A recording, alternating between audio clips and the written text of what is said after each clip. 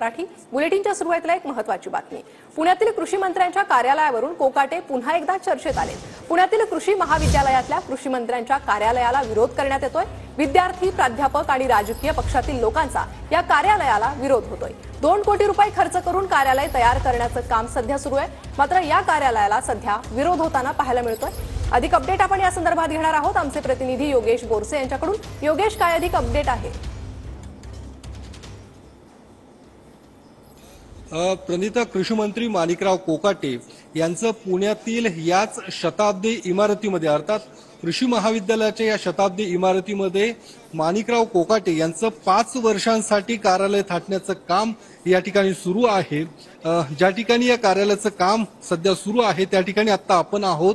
हवामान अद्ययावत शेती आणि जल व्यवस्थापनाचे आधुनिक कृषी विज्ञान व तंत्रज्ञान केंद्र या ठिकाणी या 9 खोल्यांचं पाडकाम करून त्या ठिकाणी माणिकराव कोकाटे यांचं कार्यालय थाटण्याचं काम सध्या सुरू आहे।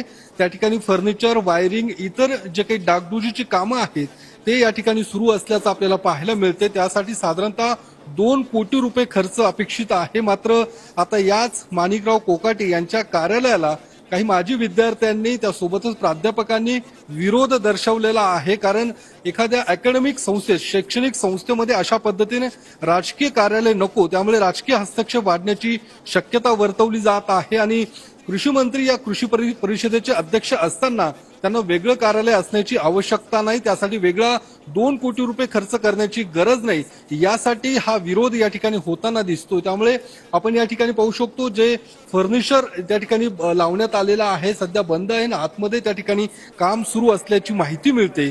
या कार्यालयाला आता मोठा विरोध होताना दिसतोय।